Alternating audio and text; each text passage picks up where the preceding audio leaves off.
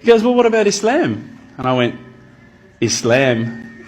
Okay. Mate, they're terrorists. Assalamu alaikum wa rahmatullahi wa barakatuh. Praise be to Allah for allowing us all to gather here tonight, and also for giving me a really good car park out the front. Basically tonight I wanted to talk a little bit about my way to Islam. My dog died, which I was particularly upset about. I love that dog. And sadly I had a friend pass away. He had cancer, and I watched him slowly die over the period of about 8 months. I think at that stage I started to think to myself, is this really all there is? Is this all there is to life? We're born, we eat, watch TV, die, that's it? I was pretty unsatisfied with that explanation, so I guess I started a holy quest, and I started thinking, I'm going to find out for myself what the real truth is. The truth for myself anyway.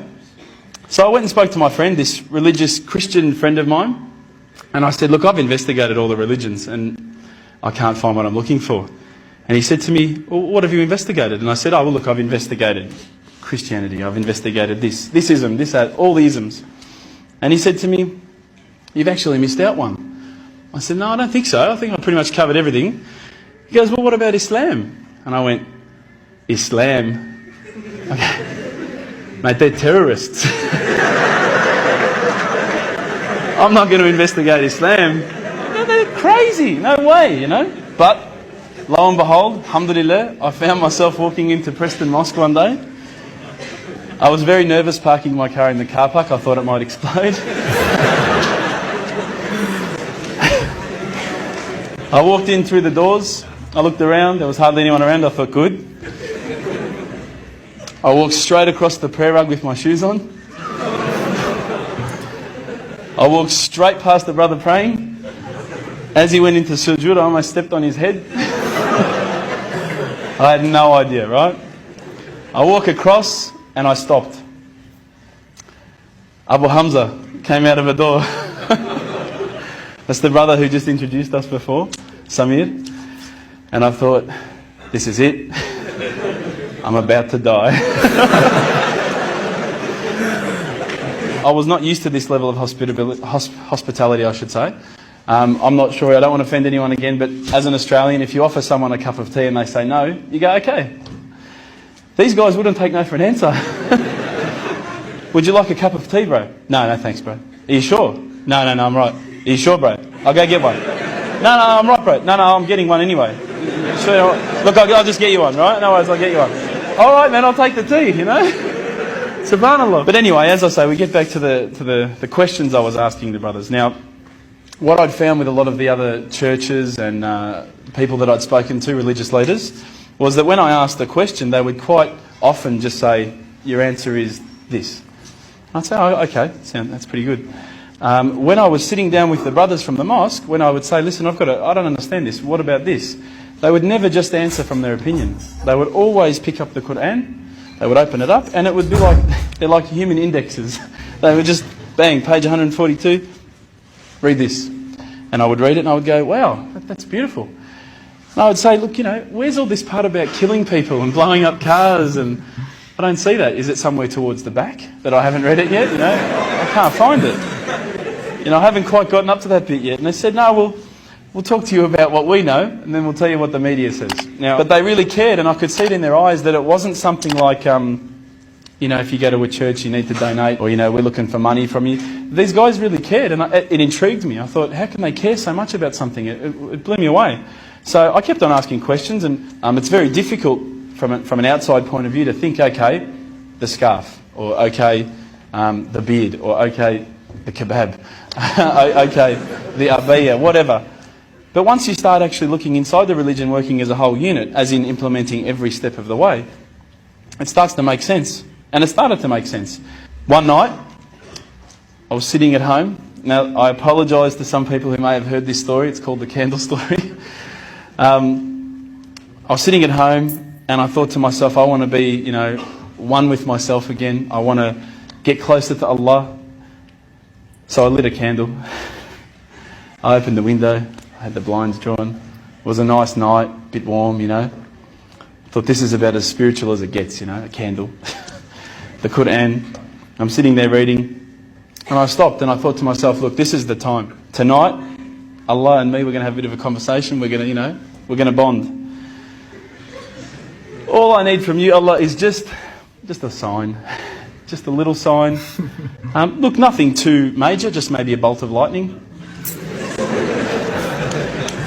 Bolt of lightning for you, man. Come on, you created the earth. This is just a bolt of lightning. It'll be easy.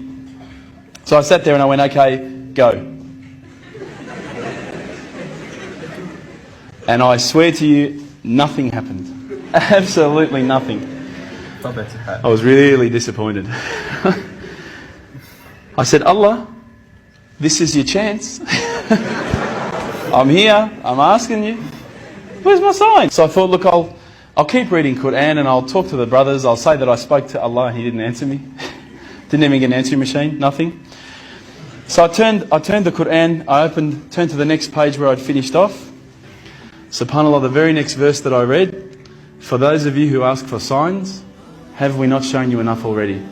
Look around you at the skies, the stars, land, the oceans. These are the signs for the people of knowledge. SubhanAllah, straight away my whole world changed. I was staring at the Quran, I was just in shock. I couldn't believe that I'd been so arrogant to ask for my own specific sign when the signs had been around me all the time. There's a creator because there's a creation. So I closed the Quran, I had the best night's sleep, I got to tell you. I went straight to the mosque the next day.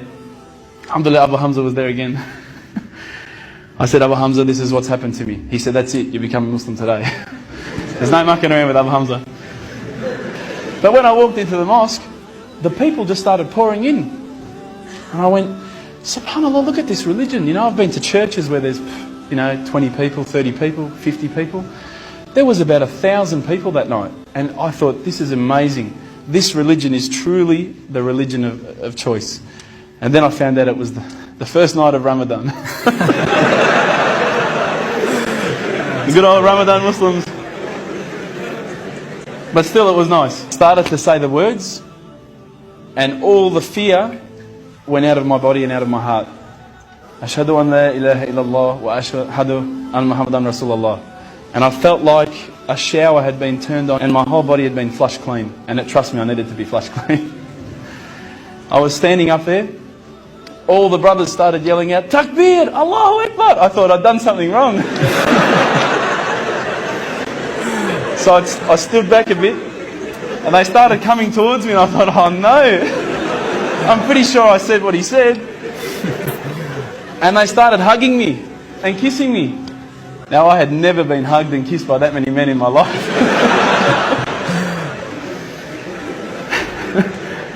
I went home with such a beautiful feeling because I knew at that stage that I had a clean slate. It was my chance now to start again, to forget about the drinking, to forget about marijuana, dope, whatever, anything else I'd done in the past and to start doing good things. If you haven't felt the feeling that I'm talking about, I sincerely hope it happens to you at one stage in your life. I encourage you to investigate all the religions and particularly Islam. I would say that one of my favourite verses, I'll end with this verse, is a particular verse that says, let there be no compulsion in religion because the truth stands clear from error. Assalamu alaikum.